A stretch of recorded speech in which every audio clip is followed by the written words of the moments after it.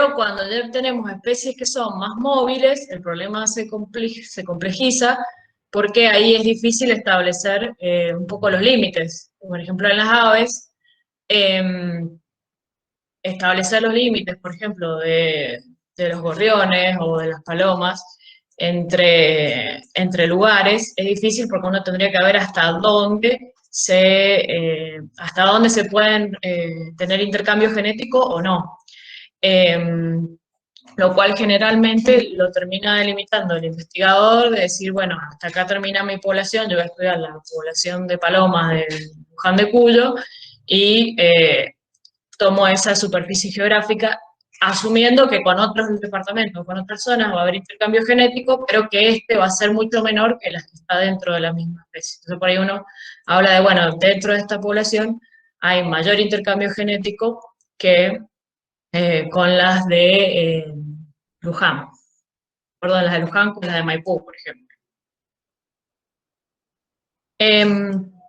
El objetivo de la ecología de poblaciones es conocer cómo el tamaño de la población es afectado por las condiciones ambientales, ya sea recursos o reguladores, como así también por las interacciones, ya sea la predación, la competencia, el mutualismo, todos estos factores ambientales influyen sobre los ingresos a la población que están dados por los nacimientos de las inmigraciones y sobre las muertes y las emigraciones que son los egresos.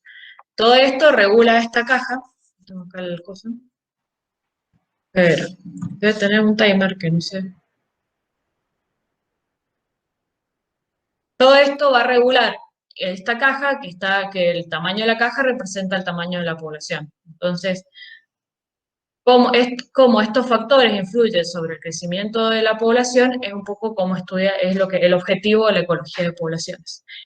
Y como el tamaño de la población es lo que nos interesa saber, el modo de medir la población es a través de su densidad poblacional, esto es el número de individuos que existe en una superficie determinada. También a veces es complicado establecer el límite de la población. Por ejemplo, en las especies en las que son, por ejemplo, en la chipica, que tiene reproducción asexual y estolones, entonces, ¿dónde empieza una chipica? ¿Dónde termina una chipica? Por ahí es difícil. Entonces, ahí se puede estimar a través de su biomasa o a través de su cobertura. Y también por ahí en individuos muy pequeños, como las hormigas o los microorganismos, que se relativiza a partir del número de colonias en una superficie determinada. Si van teniendo alguna pregunta, me paran, ¿eh? Otra propiedad importante es cómo estos individuos de la población se distribuyen dentro del espacio. Y generalmente ocupan uno de estos tres sistemas, de estos tres patrones. Alguno de estos tres patrones, que es el aleatorio, el uniforme y el agrupado. En el aleatorio, cualquier lugar del espacio tiene igual probabilidad de ser ocupado por un individuo de esta población. Para que este patrón se produzca, los recursos tienen que estar distribuidos uniformemente a lo largo del espacio y a su vez no tiene que haber relaciones ni de competencia, ni de, de mutualismo, interacciones positivas dentro de los individuos para que este patrón ocurra, ¿sí? Otro patrón que encontramos es el de la distribución uniforme, donde cuando un individuo ocupa un lugar en el espacio, una zona alrededor de esta no puede ser ocupada por otro individuo, ya que existe una relación negativa muy grande dentro de los individuos, lo que establece que la distancia entre ellos sea una distancia regular, o sea, una distancia promedio, una distancia mínima dentro de los individuos. Por eso este patrón está dado por interacciones negativas muy fuertes dentro de la población, una competencia intraespecífica grande. y a su vez que los recursos estén distribuidos uniformemente. Por último, la distribución agrupada se da por dos motivos. Por un lado, cuando el recurso está agrupado, por ejemplo, en una aguada, entonces eso hace que todos los individuos, por ejemplo, todas las cabras estén en esa zona, o porque hay relaciones positivas dentro de los individuos de la población que son muy fuertes. Por ejemplo, cuidado parental o reproducción asexual. Yo me acordaba que cuando hicimos el práctico de muestreo de vegetación, que yo me quedé un ratito con el último grupo, que veíamos como una población de cactus que estaba toda junta en su lugar, y no sé quién preguntó por qué era así esa distribución, y la realidad es porque el tipo de reproducción que tiene esa especie, al caerse un pedazo de ese cactus, genera un individuo al lado de él, entonces esa población de cactus estaba agrupada, ¿sí? Ahora mi pregunta hacia ustedes es, ¿qué tipo de distribución espacial se usa en los cultivos? ¿Y cuál es la justificación ecológica de esta distribución? La uniforme. Uniforme. La uniforme. ¿Y por qué? Competencia, ¿Ah? porque no hay competencia entre ellos. Para evitar la competencia, ¿no? Para evitar la competencia. Bien, muy bien. Entonces, esta la densidad de siembra, entonces, la cantidad de individuos que ustedes ponen dentro de una superficie determinada, tiene que ver con esto, con tratar de disminuir la competencia dentro de la población. Aún fíjense, la frutilla, que es una especie que en su estado natural puede estar agrupada, porque al tener estolones, su reproducción, su distribución puede ser agrupada, la terminamos separando, aparte de por la competencia, también por cuestiones que tienen que ver con el manejo, eso sí hay que pensarlo, pero una de las razones por esta densidad de siembra es la disminución de la competencia. Muy bien. Otra característica, otra propiedad emergente de las poblaciones es la estructura etaria, que es muy común. Seguro que ustedes en las clases de geografía de la secundaria, de la primaria las han visto. ¿Y qué, alguien me puede decir qué es el que representa?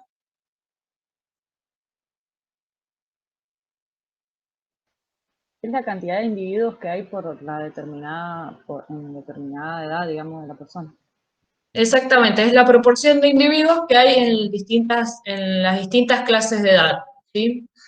Y esto nos puede dar una idea de cómo son los fenómenos de natalidad y de mortalidad dentro de la población, si hay una población, una edad más sensible que otra, y en algunos casos nos puede dar una idea de si la población va a crecer o va a disminuir. Fíjense, de esta población que es de Egipto, ¿qué me pueden decir? ¿Cómo es su natalidad? ¿Hay alguna edad en la que es más sensible a la mortalidad? Por ejemplo, comparada con esta que es de Italia. La ¿Qué de Egipto diferencia?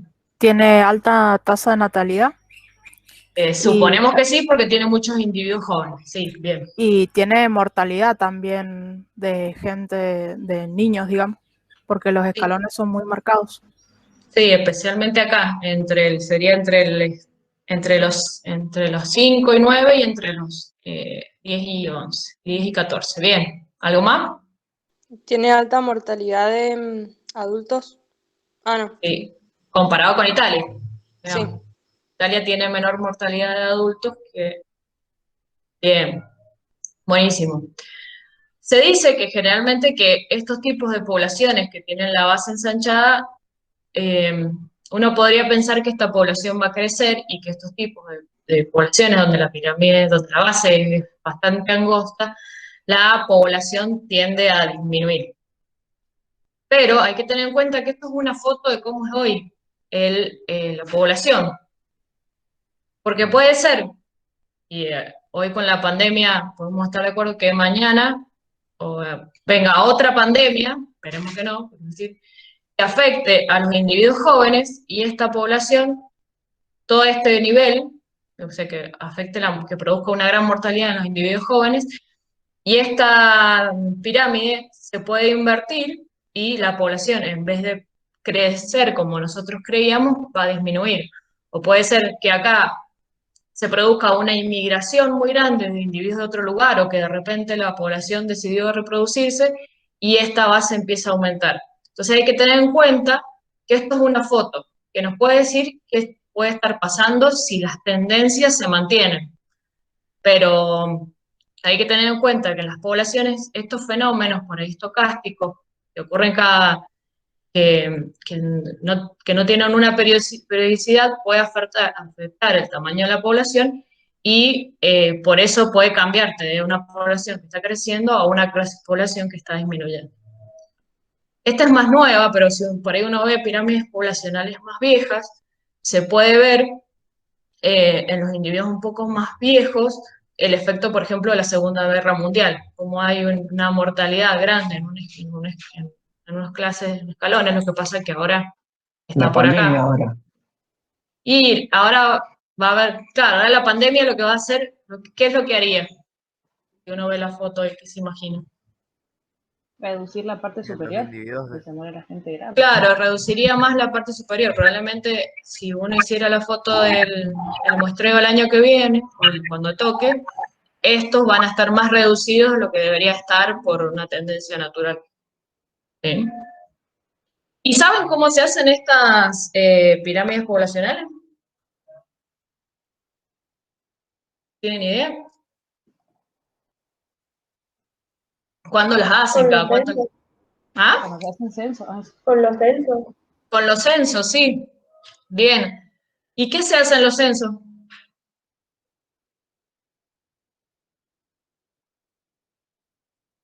Se encuesta y se entrevista para poder obtener estadísticas de la población. Bien. Bien, en los censos se hace lo que vamos a ver más tarde en el práctico, que imagino que ustedes por allá lo han leído, son los que se llaman estas tablas de vida estáticas o verticales, en las cuales en en este caso no yo, pero el Estado lo que hace es censa cuántos individuos hay de cada clase de edad. Pensemos, por ejemplo, que estas son las clases de edades, las rayitas son individuos, el punto es cuando fallece, entonces en un censo, cada 10 años, lo que veo es contar cuántos individuos hay en la clase de edad 0, en este caso 1, 2, 3, cuántos hay en la clase de edad 1 y cuántos hay en la clase de edad 2. Y con eso construyo las pirámides poblacionales y también otros parámetros como es la tabla de vida, que es lo que vamos a ver más adelante. Otro modo de construirlo sería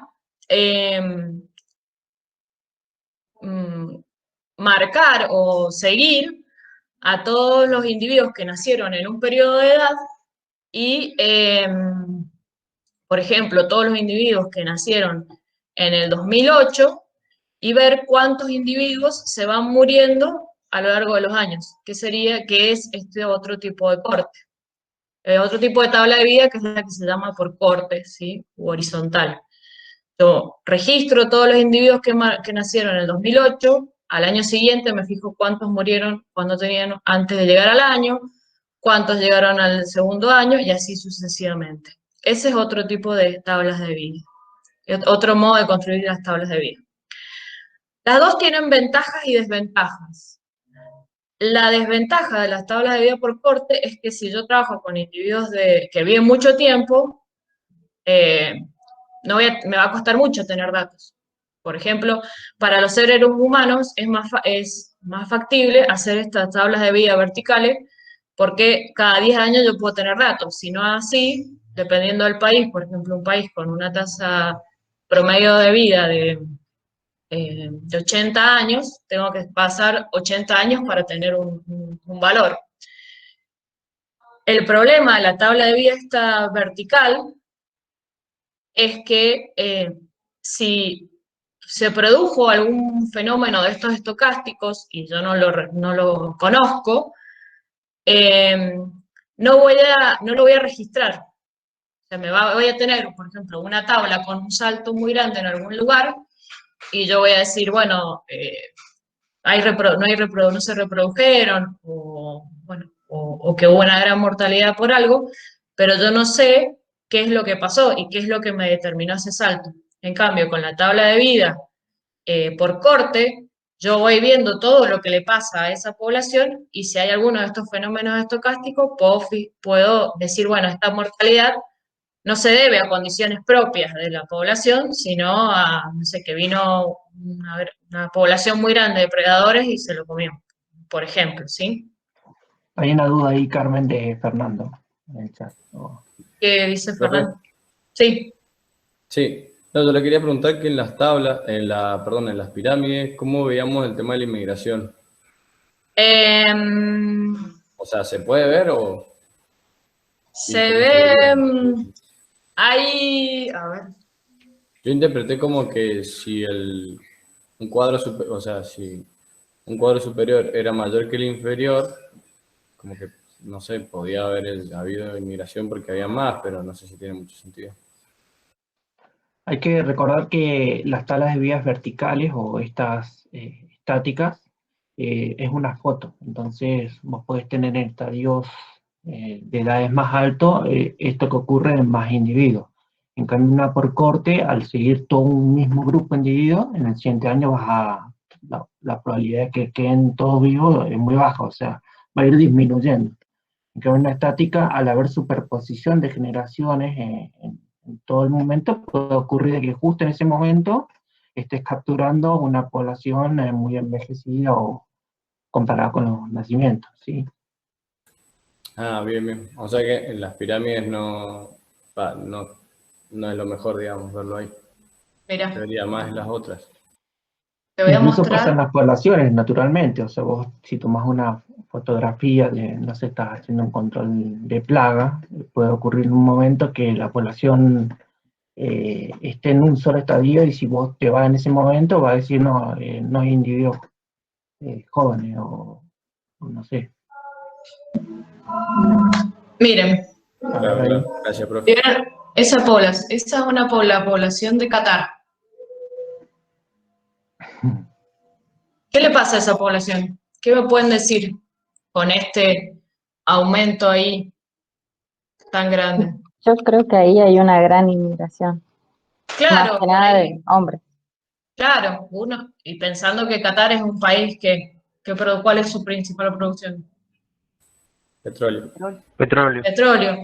Y también fíjense la edad, está entre los 25 y los 30 años. Entonces acá lo que vos decís, por ahí lo que podés ver, en este caso es muy marcada porque la diferencia es muy hacia los varones y no hacia las mujeres. Entonces vos ves que acá sí, puedo decir, acá me parece que hay una cuestión que tiene que ver con la inmigración. Ahora, si es una inmigración que es pareja en los dos sexos y que es también pareja en el sentido que vienen individuos jóvenes, individuos viejos, individuos chicos, por ahí no la puedes ver. Entonces ese fenómeno te lo estás perdiendo con la tabla de vida. Por eso con la pirámide. Entonces ese es el problema por ahí de la pirámide. Sí te sirve para decir, bueno, acá puede haber pasado esto, por acá esto, y después ir y averiguar si eso está pasando. Pero no necesariamente a veces detectas estas cosas. ¿Sí? Perfecto, gracias, profe. Voy a volver a...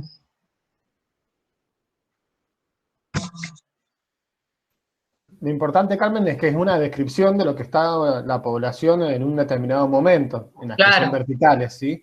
Después uno tiene que encontrar las explicaciones de qué es lo que está pasando ahí. Entonces, está buena la pregunta que dice Fernando, porque que haya una menor población, un menor número de individuos en un determinado rango etario, puede deberse tanto a migraciones como a muertes, ¿sí? Sí. Entonces eso lo tenemos que dilucidar con otro instrumento. Este solamente nos indica que en ese rango etario hay menos población. Sí, solamente nada más. describe eso. ¿Sí? Bien. Bueno, y con estos, en realidad, y un poco lo que vamos a ver ahora en el práctico con lo de las tablas de vida, nosotros es un poco volcar esa información que tuvimos en ese muestreo primero separando los rangos etarios, ¿sí? Este caso que es el de un marsupial, y estos son meses. Esto también es bien importante, que me había olvidado en las tablas de vida estáticas, que uno tiene que saber identificar los distintos niveles, las distintas edades. Por ahí en los insectos que tienen estadios como huevo, larva, distintos niveles de larva y los adultos, es fácil establecer esos niveles, esas edades, por decirlo así, y decir cuántos individuos hay en cada clase de edad. Por ahí en mamíferos o en aves, por ahí es más difícil y uno tiene que tener un estimador, tiene que conocer un estimador de esa edad. Por ejemplo, en los árboles, un estimador es el diámetro del tronco. Entonces, uno puede decir mayor diámetro, mayor edad. Después puede hacer anillos de crecimiento, etcétera. Pero es importante tener un estimador que te diga, este individuo tiene más o menos esta edad. En los peces se usan las escamas, en los ratones se usan los dientes, y el desgaste de los dientes te da una idea de edad. Pero eso es importante. Entonces, teniendo las clases de edades y después esto que es los números, la cantidad de individuos que tenemos en cada clase de edad, yo puedo estimar distintos parámetros que tienen que ver con la supervivencia y la mortalidad, que son estos que están acá, de los cuales nosotros en el práctico solo vamos a calcular que nos dice qué proporción de los individuos de la edad 0, de la corte original, han llegado a las distintas clases de edades, ¿sí? Esto también es importante porque nos permite comparar entre poblaciones con tamaños de edades iniciales, desde el tamaño 0, o la edad huevo, por ejemplo, que tienen tamaños distintos. Entonces, yo tengo una población que tiene parte con 50 huevos y otra que parte con 100 huevos, pero a la edad siguiente, la de 50 solo tuvo 25 individuos y la de 100 tiene 50 individuos, uno podría decir, no, bueno, pero con 50 individuos, la segunda población es más, va a crecer más, pero la mortalidad, el porcentaje de mortalidad fue el mismo, que fue la mitad. Entonces, para solucionar ese problema, se hace este cálculo donde el número de individuos de las distintas clases de edades siempre se divide por el número de individuos iniciales, ¿sí? Y después nos permite tener otro parámetro que es el de la fecundidad específica, que nos dice cuántos huevos o cuántos descendientes, cuántas crías ha tenido cada individuo, cada individuo de esta clase de edad. Por ejemplo, una hembra que de la edad 5 produce en promedio 1,25 crías, ¿sí? Una hembra de la edad 6 produce en promedio 6,3, ¿sí? Y así sucesivamente, ¿sí? Esto lo vamos a ver más claramente ahora, más tarde, en el práctico de tablas de vida, ¿sí? Pero esto como para una pequeña introducción. Conociendo estos parámetros de la proporción de individuos que mueran en las distintas clases de edades, se pueden construir las curvas de supervivencia. Y analizando muchas curvas de supervivencia, se ha llegado como un poco se sabe que las mayorías tienen más o menos una forma que se ajusta a estos tres tipos de modelos. Una, que es la curva de supervivencia tipo 1, que también se la llama fisiológica, en la cual la mortalidad es baja en las primeras clases de edad y el individuo, y la mayor mortalidad se produce en las últimas clases de edad cuando el individuo muere viejo. Por eso se le llama fisiológico, que la muerte se debe a causa fisiológica, ¿sí? Las otras dos curvas, que se las llama ecológicas, porque lo que determina la mortalidad, aparte de lo fisiológico, tiene que ver con algún otro factor que es ambiental. Por ejemplo, la curva de tipo 2 la mortalidad es constante en las distintas clases de edades, ¿sí? Esto por ahí, imagínense, si ustedes plantan en una maceta un montón de semillas con una densidad de siembra muy alta. Y a medida que van creciendo esos plantines, se van haciendo sombra entre sí, y esa competencia por la sombra va eliminando todos los individuos con alrededor, digamos, vamos matando todos los individuos alrededor. Y a medida que va creciendo, esa competencia va reduciendo la cantidad de individuos que llegan a las distintas clases de edades. Ese tipo ese ejemplo es más o menos lo que te determina este tipo de curva tipo 2, ¿sí? La mortalidad es constante en las distintas clases de edades. Y la mortalidad tipo 3 es aquella donde hay una alta mortalidad en las primeras clases de edades, en los individuos jóvenes, y después de una determinada edad o un determinado tamaño, la mortalidad se hace constante.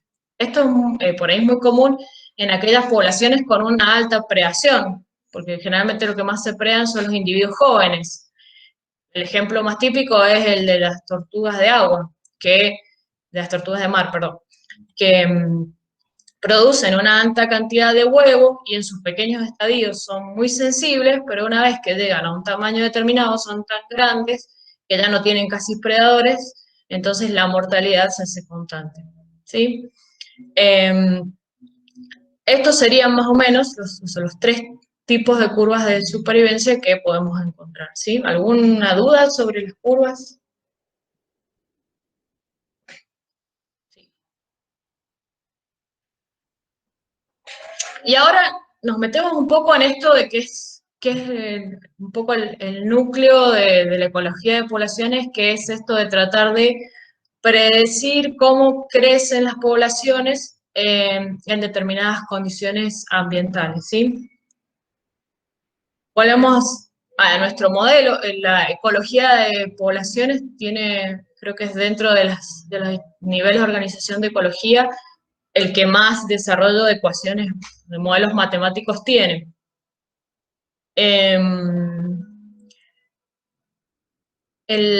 Si volvemos a nuestro modelo gráfico, en el cual el tamaño de la población está dado por los nacimientos y las inmigraciones, y que son las entradas y las salidas están dadas por las muertes y las emigraciones, uno puede hacer esta ecuación en la cual la velocidad de crecimiento de la población, el delta N sobre delta T, está dado por los nacimientos más las inmigraciones, menos las muertes más las emigraciones, multiplicado por el tamaño de la población en la edad cero. Sí, en la edad cero no, perdón, en el tiempo cero.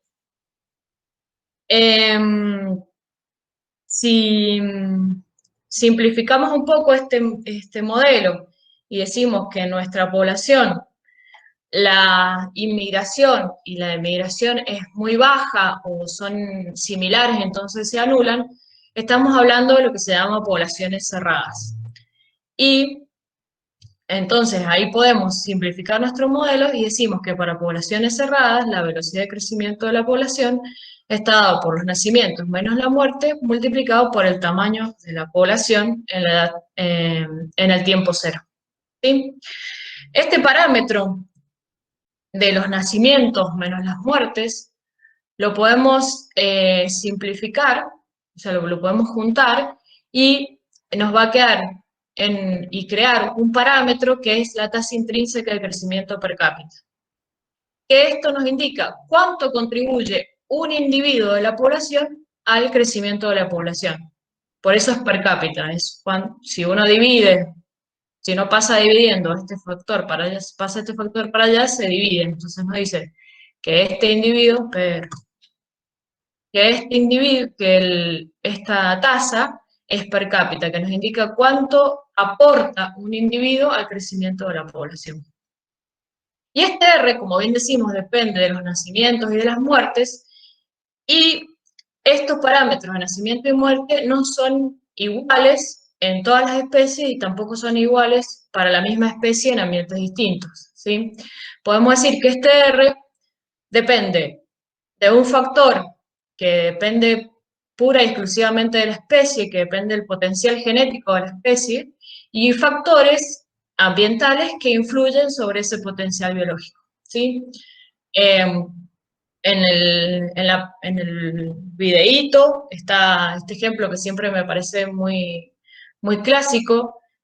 El potencial biológico, muy ilustrativo más que nada, es decir, el potencial biológico del elefante siempre va a ser menor que el potencial biológico del ratón, porque estos parámetros que tienen que ver con el periodo en el que la hembra es fértil, el número de camadas por reproducción, la frecuencia de la reproducción, la supervivencia, van a ser siempre menores en el elefante que en el ratón, ¿sí?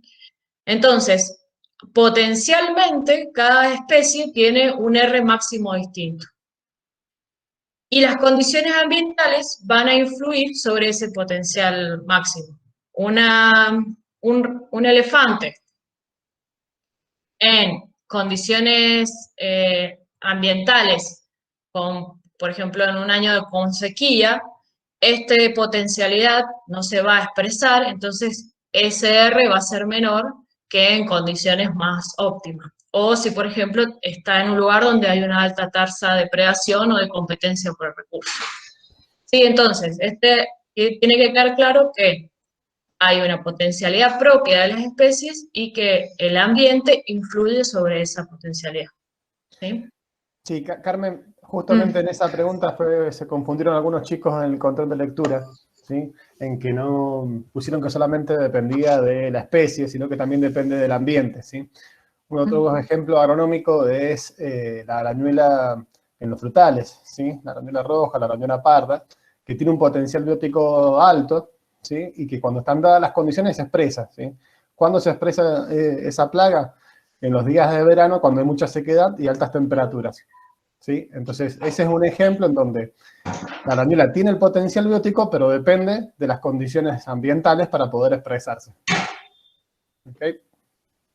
Sí, las alarmas de Carpocapsa y de no sé qué otra más, lo que están diciendo es, miren, en las condiciones ambientales que se van a producir o que se están produciendo, van a permitir que la especie se acerque a su R máximo. O sea, que la reproducción va a estar en su máxima expresión. Entonces tengan cuidado porque la plaga que estamos midiendo va a tener un aumento en sí porque el ambiente lo permite, ¿sí? Esas serían las cosas, lo que dicen las alertas de plagas. Y a partir de esto tenemos, sí, no sé qué pregunto. Profe, el R entonces solamente los nacimientos menos la muerte, o sea, el R per cápita no se divide por nada, porque yo tenía la duda si como era per cápita, si se tenía que dividir porque estaba contando al individuo o no. No te entiendo la pregunta. ¿Acá? No, creo. El R es per cápita. Ajá, el R va a ser solamente los nacimientos. Claro, pero no entiendo, o sea, ¿qué es lo que hace que sea per cápita? Porque, o sea, entiendo que per cápita es por el individuo, pero en los nacimientos menos las muertes se está refiriendo a toda la población. Y en este caso, sí. Es per cápita. Es como que está bien lo que está buena tu observación. Sería la cantidad de individuos que aporta un macho, por decirlo, una hembra, un individuo de la población. De esto también deberían ser per cápita, ¿sí? Aunque la muerte sea una sola vez, sí. O en realidad acá sería cuánto tiempo la tasa, una longevidad. Pero sí es verdad que esto tiene que ser per cápita, porque siempre está multiplicado por el número de la población en el tiempo anterior, ¿sí? Entonces R es per cápita. Bien, como decís, esto no sería poblacional, sino sería per cápita. Una cosa importante, Carmen, ahí, que se den cuenta, mirando la fórmula, que siempre ¿Por qué multiplican el R por el número de individuos? ¿Por qué les parece que están multiplicando la tasa intrínseca de crecimiento per cápita por el número de individuos?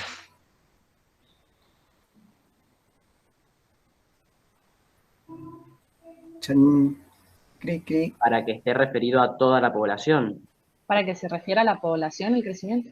Claro, como el crecimiento del RS es per cápita, al multiplicar cuánto aporta cada individuo al crecimiento poblacional por el número de individuos que tiene la población, te da la tasa de crecimiento total de la población, que es el delta N sobre el delta T.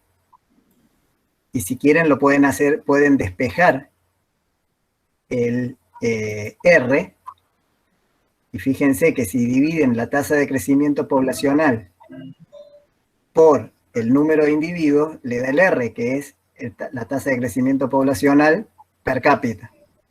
¿Sí? Alicia se le ve en la cara que creo que entendió. El resto, sí, no sí, sé. no se entendió. Bueno. Muy bien.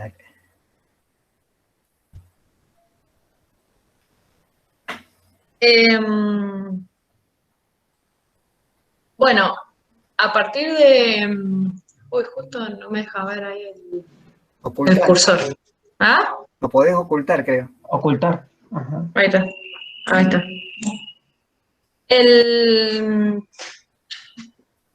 Esta es la primera ecuación que vimos, nos da el primer modelo de crecimiento poblacional, el más simple, que es el crecimiento exponencial, ¿sí?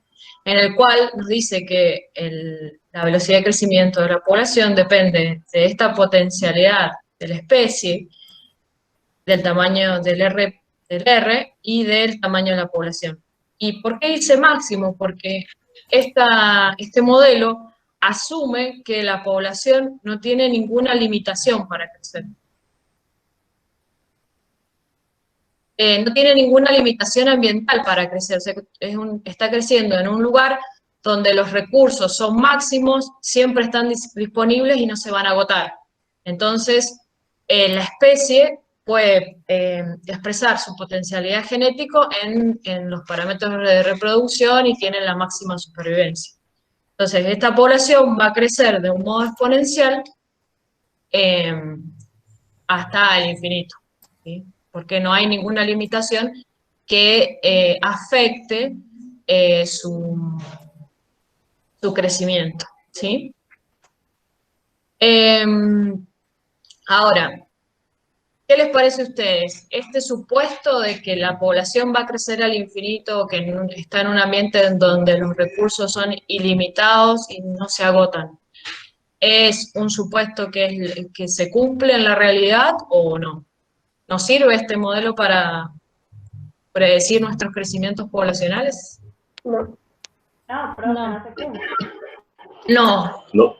Por ahí, en poblaciones de microorganismos, cuando recién empiezan, uno puede pensar que este modelo es así, que las poblaciones tienen un tipo de modelo exponencial, pero es porque recién están empezando. Siempre en los ambientes va a haber una capacidad, el ambiente tiene una capacidad finita de recursos y va a empezar a haber un momento en que esos recursos se van a empezar a agotar. Por eso, a partir de eso surge otro modelo, que es el modelo de crecimiento logístico, donde lo que hace es agregar un parámetro, que es esta capacidad de carga, que nos da, que nos habla de esta capacidad, de este recurso finito que tiene el ambiente, y la capacidad de carga. ¿Alguien se acuerda cuál era la definición de la capacidad de carga?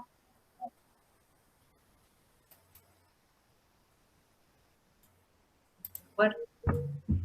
El número máximo de individuos de la población.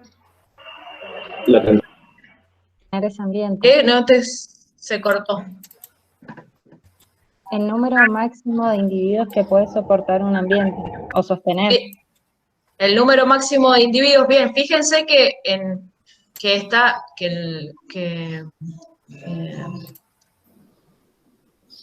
gráfica la capacidad de carga está dada acá en este valor, o sea que se expresa como número de individuos y también que es el número máximo, ¿sí? Es importante. Es el número máximo de individuos que puede, ¿qué sería soportar? ¿Con qué lo soporta? Con los recursos. Con recursos. Con los recursos. Por ejemplo, si esta fuera la figura del crecimiento poblacional del elefante que tenemos allá adelante, que hablábamos recién, ¿qué recurso sería?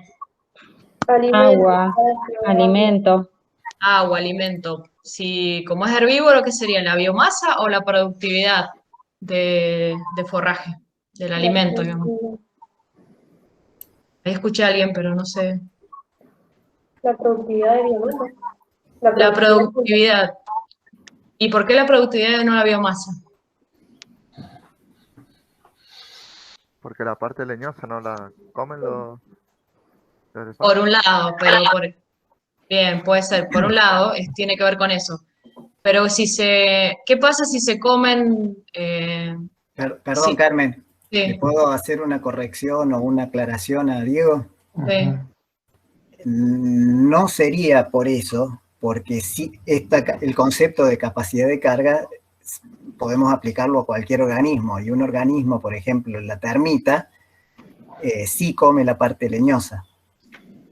¿Sí? Entonces, claro, sí, pero estábamos hablando del elefante, o sea. Bueno, no importa, está bien. pero lo que te quiero hacer ver es que no necesariamente, además los elefantes le hacen a todo, también se comen unas buenas ramas leñosas, pero en realidad lo que quiero hacerte ver es que no importa el material, sino que Carmen está apuntando a otra cosa más importante. O sea, si siempre está la misma cantidad de leña, o sea, una biomasa de leña en un momento dado, eso no indica la capacidad de carga de termitas que tenés. ¿Sí? Sí, yo a lo que le iba a decir, por ejemplo, si la biomasa, si yo pusiera un grupo de elefantes en una parcela y se comen todo, ¿qué pasa con esos elefantes? Y después se mueren, porque no tienen para comer. O se van a otro lado. Bueno, no, los tengo encerrados, no los dejo ir. Bueno, pero... Yo lo maté. Entonces, lo que en realidad nos interesa tiene que ver no con lo que tiene en sí, con la cantidad de alimento que tiene, sino con la velocidad en la que se produce ese alimento. Si yo tengo esos elefantes, por ejemplo, acá en el Pedemonte, donde fuimos, y los tengo después, y tengo la misma población en la sabana, la tasa de reproducción, la velocidad de producción de plantas va a ser más alta que la de la biomasa, que en la sabana, que en la del monte. Entonces, esa productividad, esa velocidad de crecimiento del alimento es lo que me va a dar la capacidad de carga. Por eso es la producción y no es la biomasa. No me importa cuánto tenga en sí, sino cuánto es la velocidad en la que se produce ese alimento. Porque si me agoto todo el alimento, como ustedes dicen, la población se va a morir. Lo que necesito es que se vaya produciendo ese alimento como para mantener constantemente a esos elefantes. Carmen, Sí. ¿puedo decir algo? Sí. Si fueran pasturas para ganado, ¿en base a qué se definirá esa capacidad de carga? Por ejemplo, En la productividad primariamente. Claro. Pero para que esa capacidad de carga sea sustentable en el tiempo, o sea, con lo que el ambiente le puede brindar al ganado, en este caso una pastura. ¿En base a qué se definirá la capacidad de carga? Desde el punto de vista de la pastura. Un tiempo que demora en rebrotar. Sí, en base o sea, en parte es eso, pero hay un parámetro de la pastura que define hasta cuándo se puede comer. El equivalente vaca. El equivalente vaca es la receptividad ganadera, ¿no? Eso es así. Y la capacidad de carga. El momento también en el que se consumen las pasturas para que queden en una reserva y puedan Sí. rebrotar después. Sí, pero en relación a esto que dice Carmen, que no es la biomasa, sino la productividad primaria neta. Si fuera la biomasa, causaríamos sobrepastoreo. Entonces, para que no haya sobrepastoreo, ¿qué parámetro de la pastura en general se define para saber cuándo hay que retirar los animales?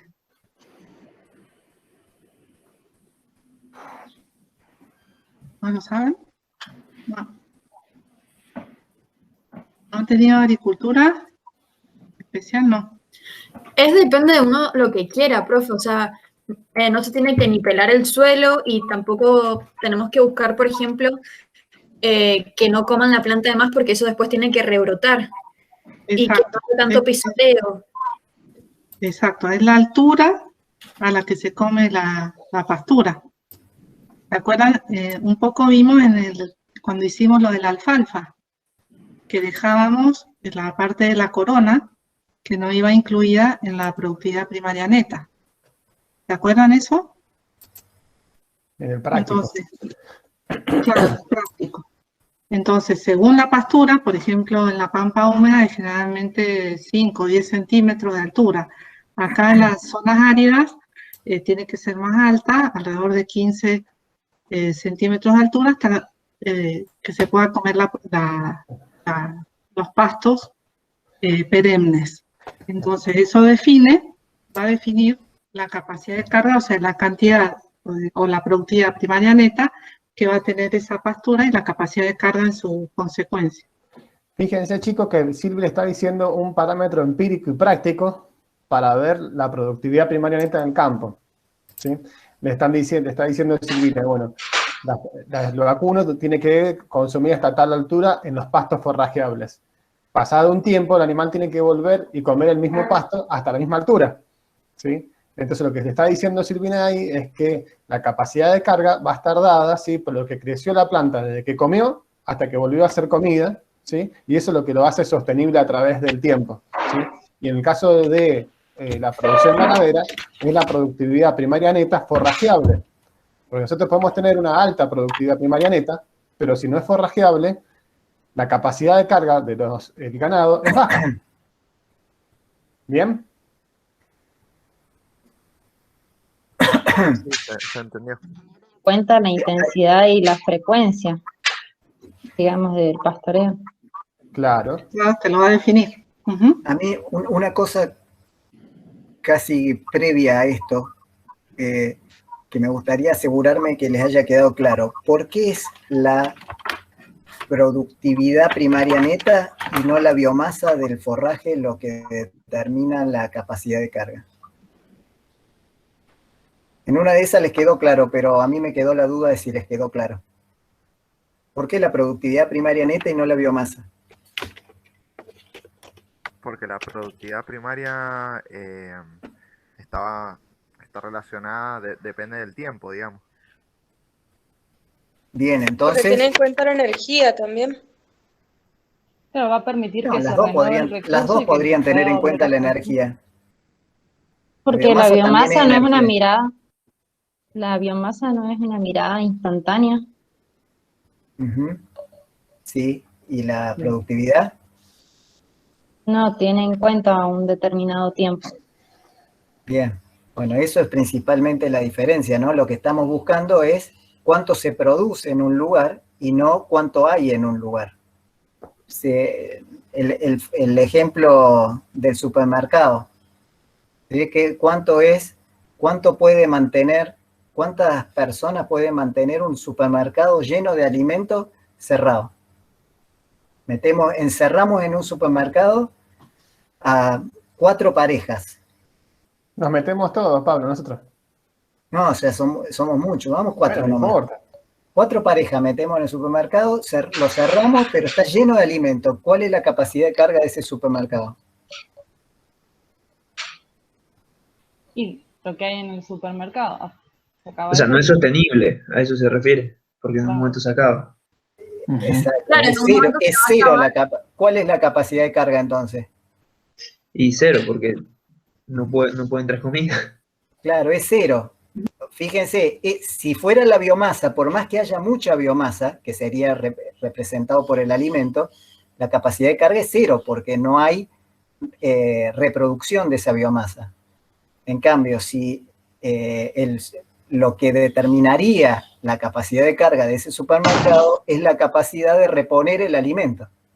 Si entran 100 kilos de alimentos diarios, eso es lo que determina la capacidad de carga, que sería la productividad. Biomasa por unidad de tiempo, producción de biomasa por unidad de tiempo, entrada de alimento al supermercado por unidad de tiempo. ¿Sí? Entonces, O sea, si si no- entra... Sí, Pablo. O sea, sería un corte de la idea en el ingreso del alimento, de la mercadería. Por eso mismo la capacidad de carga no se podría mantener, o sea, el número de animales. En un momento va a disminuir. ¿Quedó claro la diferencia entre productividad y biomasa y por qué lo que determina la capacidad de carga es la productividad y no la biomasa? Sí, sí. Sí, perfecto, profe. Bien, bueno, sí. Esta capacidad de carga o este límite superior de individuos que puede tener un ambiente nos va a regular. ¿Alguien quiere preguntar? Nos va Me parece a... que hay un eco. Ah, bueno, no sé. Nos va a cambiar la forma del crecimiento, porque ahora a medida que aumenta el número de individuos de la población, empieza a escasear el recurso, ¿sí? Y por ende empieza a haber competencia intraespecífica de los individuos. Entonces, en un primer momento, la población va a crecer siguiendo una forma parecida al crecimiento exponencial, cuando hay pocos individuos y muchos recursos, hasta que llega un punto de inflexión donde ya empieza a haber competencia de los individuos y la velocidad de crecimiento se empieza a desacelerar hasta que llega a un punto en el que se mantiene estable, ¿sí? En este lugar, el tamaño de la población no aumenta, según lo que predice el modelo, no aumentaría más de lo que dice la capacidad de carga, ¿sí? Acá la velocidad de crecimiento es cero, ¿sí? Y la población se mantiene estable. Esta forma de este modelo de crecimiento tiene esta fórmula matemática en la cual nos dice que la velocidad de crecimiento de la población está dada por la tasa intrínseca per cápita y por un factor que se llama dependencia, que nos indica esto que estábamos hablando, que pretende indicar la competencia intraespecífica. Fíjense que lo que hace es dividir el número de individuos de la población sobre la capacidad de carga. A medida que este tamaño de la población se va haciendo cercano a la capacidad de carga, este parámetro se hace cero y por ende la velocidad de crecimiento es cero, ¿sí? Fíjense, si el tamaño de la población fuera 50 y la capacidad de carga 100, ¿cómo sería esta diferencia? N sobre K. 50 sobre 100.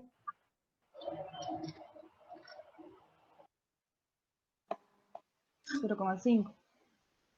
0,5 menos 1. 1 menos 0,5 sería en realidad. De vuelta 0,5. ¿Cómo? 0,5. 0,5. Entonces, el 0,5 por R y por N nos da un tipo de crecimiento poblacional. Pero si esto es 100 sobre 100, ¿qué nos da esta división? 1. 1. 1 menos 1. 0. Entonces, cualquier valor multiplicado por 0 es 0. Entonces, la velocidad de crecimiento es 0. ¿Sí? Que esto sería esta parte de acá de la curva. ¿Sí? ¿Se entiende cómo funciona un poco este parámetro de denso-dependencia? Y si ya dijimos que esta es la curva de crecimiento de la población del elefante, ¿cómo sería la curva de crecimiento del ratón? ¿Cómo la graficarían? En menos tiempo llega a la capacidad de carga. Ajá. O sea, sería, a ver si tengo acá. Acá viene mi superpulso. Algo así. Bueno. ¿Sí? ¿Están de acuerdo? ¿Sí o no? Bien, muy bien. Fíjense que el R es lo que determina la pendiente de la curva. Entonces, cuando el R es lo mismo que acá, si tuviera que graficar el del ratón, este sería, perdón, aún más. El R lo vemos en la pendiente de la curva, a mayor R, mayor pendiente. Muy bien. ¿Puedo hacer un comentario? ¿Sí? Profe, y como tiene mayor R, se le acaba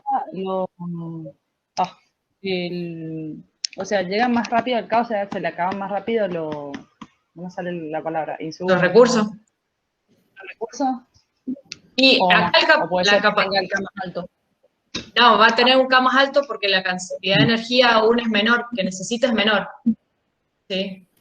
Probablemente, porque bueno, la capacidad de carga depende de la productividad, pero a su vez de cuánta energía consuma, cuánta productividad necesita. Un elefante necesita mucho recurso porque es un individuo que tiene una biomasa más alta, pero el ratón, al tener menos biomasa, necesita menos recursos, entonces esta capacidad, en vez de ser 100, puede que sea 1000. Sigue estando dada por la productividad primaria y la capacidad de carga, pero en este caso también está afectada porque la cantidad de recursos que necesita el ratón es distinta. Digamos, la capacidad de carga no es la misma para todas las especies. Va a depender del ambiente y de la cantidad de recursos que necesite esa especie. ¿Sí? En este caso, el ratón va a tener una capacidad de carga más alta que el elefante. ¿Sí? ¿Pero claro más o menos? Sí. Dale, Pehue. No, ese era el comentario que quería hacer, que la línea roja esa que dibujaste vos no llegaría a ese mismo K del elefante, sino que en un mismo potrero, con una misma altura de corte, con la misma pastura, no va a ser lo mismo la capacidad de carga si yo decido poner vacas o si decido poner cabras, etc. Que ese K, si bien es un parámetro relativamente fijo, depende también de la especie, lo mismo que el R. Bien, sí, ese está bien sí lo que dicen, pero lo que sí querían que vieran esto, que el R, cuando uno lo grafica, determina la pendiente de la curva, ¿sí? Más mayor R, la pendiente va a ser mayor que con un R menor. Bien.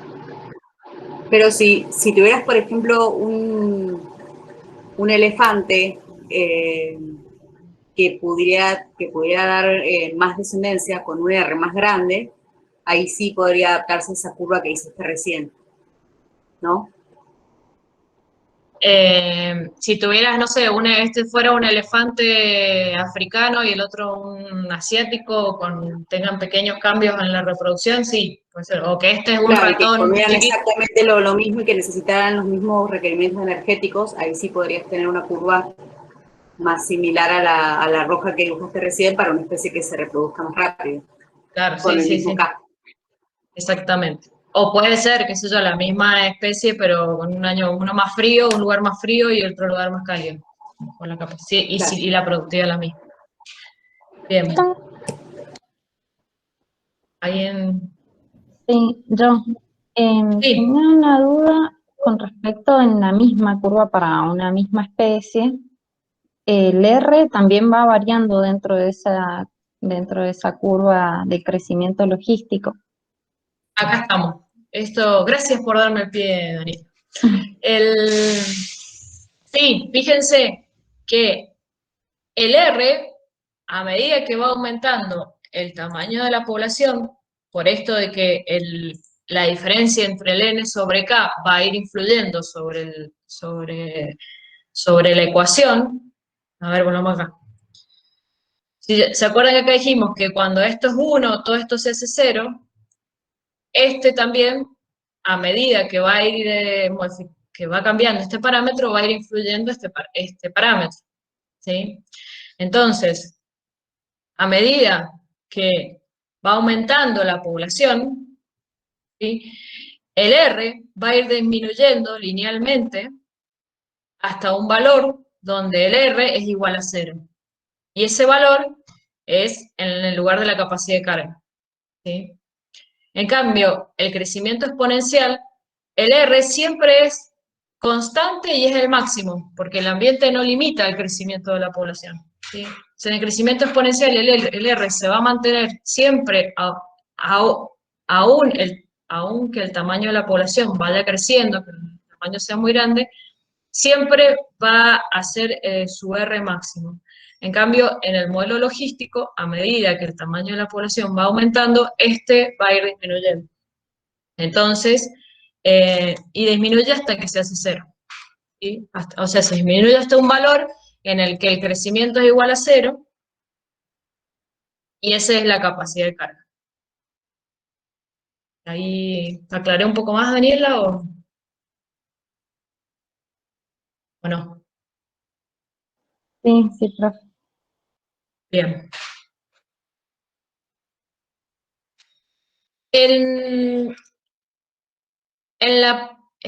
Lo que les conté es lo que hice en los modelos matemáticos, pero en la práctica pasa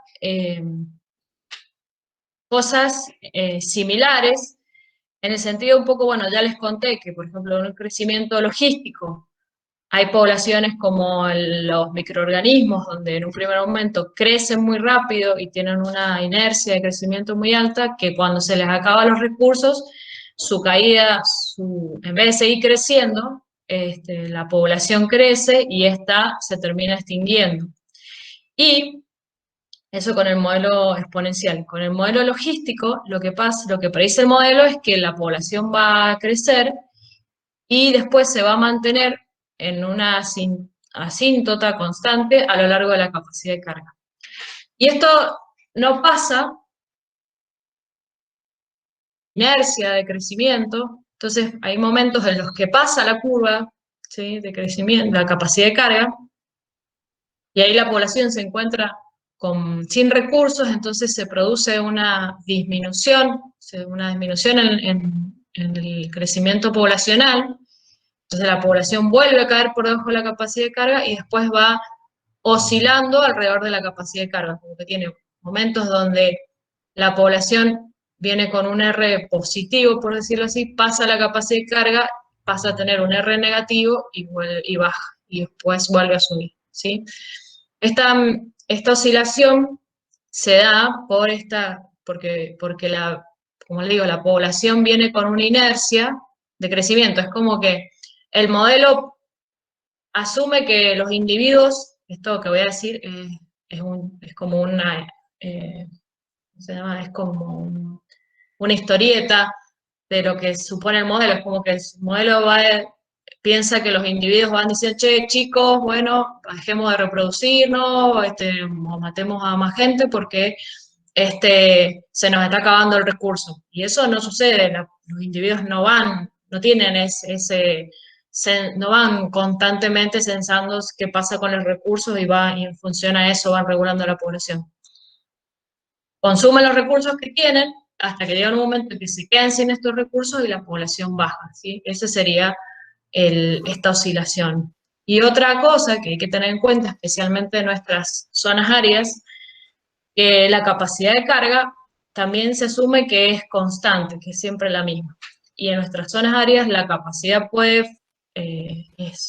cambia en función a las lluvias. Como las lluvias determinan la productividad, vamos a tener años secos, donde la productividad va a ser menor, y años húmedos donde la productividad va a ser mayor. Si bien cuando uno hace manejo de fauna, usa un valor promedio, tiene que tener en cuenta estos parámetros, que la productividad no es constante y en función a eso ir regulando la cantidad de animales que tiene en el campo, ¿sí? En un año seco voy a tener que sacar más y en un año húmedo voy a poder poner un poco más de caballos, voy a poder poner caballos o poner un poco más de vacas. Pero en nuestros ambientes áridos donde la productividad está determinada fuertemente por las lluvias, estos umbrales cambian constantemente. Cambian, dependen de las lluvias, ¿sí?